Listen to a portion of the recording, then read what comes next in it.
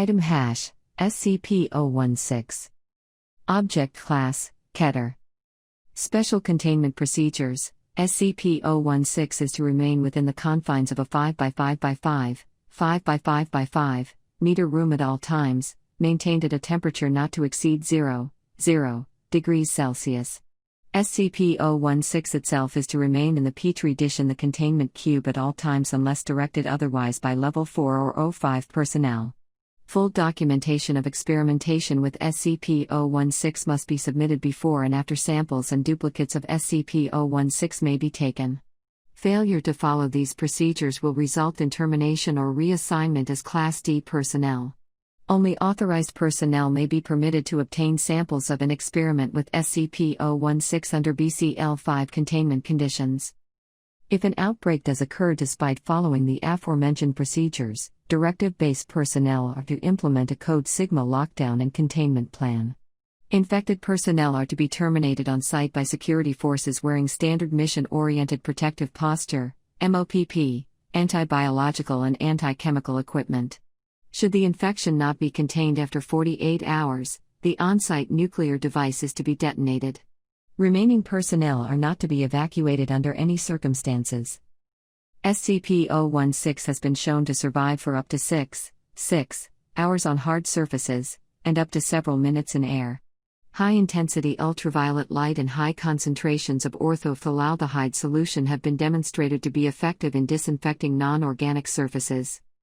Description: SCP-016 is a blood-borne pathogen recovered from a mine worker who injured himself while working in a deep coal seam. Said wound became contaminated with coal dust from the mine, possibly infecting the worker with dormant spores. Over the next several days, SCP-016 proceeded to infect the remaining employees at the mining camp, as well as the CDC crisis team dispatched to deal with the epidemic. Foundation personnel then took over the investigation and terminated all affected personnel.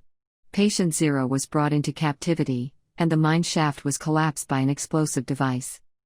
SCP-016 has an incubation period ranging from 24 hours to 2 years, depending on the presence and number of other human hosts in the area. First symptoms resemble the common cold, and include itchy eyes, runny nose, coughing, and bodily aches. Phase 2 begins in 48 hours, and consists of a controlled form of hemorrhagic fever, as the organism causes a small amount of blood to become aspirated in the lungs, creating an aerosol effect. During Phase 3, the host crashes and bleeds out, bleeding profusely from every bodily orifice, including the nose, tear ducts, anus, skin pores, mouth, urethra, and, in case of females, vagina. Blood pressure skyrockets during the final stage. Hosts have been observed projectile vomiting blood to distances of over 5 meters. Should the host survive this near-total exsanguination, the pathogen will become dormant once more, returning to incubation phase. What distinguishes SCP-016 from other strains of hemorrhagic fever such as Ebola and Marburg is its unusual response to high stress. Should the subject undergo a high-stress situation, such as a life-threatening crisis, the organism will change its survival tactic from rapid reproduction to the rewriting of the host's DNA and stimulation of rapid cell division. Major physiological changes occur within the first 24 hours, with complete bodily reconstruction occurring within 2 weeks' time. Most hosts do not survive the process due to the heavy demands made on the body. 1. An interesting side effect of the transformation is an increased aggressive urge. It is believed that this may be an attempt to maximize the spread of the virus in a manner similar to rabies. On another note, subjects who undergo bodily transformation no longer appear to exhibit SCP-016's hemorrhagic properties. However, subjects infected by transformed hosts will still undergo the normal SCP-016 infection process. Addendum: Experiment log of SCP-016's transformative properties. Subject D0161, D-Class personnel infected by SCP-016. Upon first showing symptoms, subjects' quarters were slowly flooded with water over a 24-hour period. SCP-016 mutated into teratomorphic state, transforming subjects' lungs into gills. Subject survived for 2 more weeks as SCP-016 transformed its limbs into fins, caused its eyes to atrophy, and enhanced its sense of hearing into a cetacean-type echolocation ability.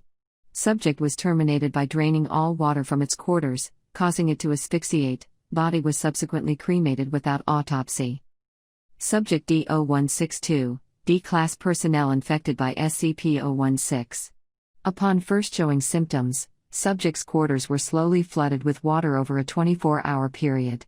SCP-016 mutated into teratomorphic state, causing subject to undergo rapid muscular growth and increased bone growth on knuckles. Subject then attempted to escape from confinement by punching through the reinforced steel door. Subject was not successful and died by drowning. Note: same situation, two different responses. Interesting. Dr. Subject D0163, D-class personnel infected by SCP-016. Subject was previously a chemical engineer who poisoned his wife upon discovering her adultery. Upon first showing symptoms, subject's quarters were slowly flooded with water over a 24-hour period. SCP-016 mutated into teratomorphic state, causing subject to grow an unusual organ on his chest, consisting of a chamber and two separate tubes. Organ continued to take in water and swell in size, until Foundation personnel, realizing what SCP-016 may be attempting, terminated the subject by gunshot. Organ was found to contain several gas sacs filled with acetylene gas and oxygen. Subject D0164, D-class personnel infected by SCP-016. Subject was told to concentrate on forming wings. No stress was applied. SCP-016 did not mutate into teratomorphic state. Subject died of exsanguination during Phase 3. Subject D0165, D-class personnel infected by SCP-016. Subject was told to concentrate on forming wings and placed in an acrylic box suspended 305 meters, 1,000 feet, above a mine shaft. A timer was placed outside the box which subject was told indicated the time to release. SCP-016 mutated into teratomorphic state, causing subject to grow a tentacle-like organ on his left wrist similar to a spider's spinnerets. Subject extended said organ through one of the box's ear holes and extruded a strong, silk-like substance, which it then used to secure the box to the cable. Subject was terminated when the countdown reached 0 and the bomb detonated. Footnotes 1. Due to their similarities as fatal contagions that stimulate the production of excess organs, a possible link to SCP-1801 is under investigation.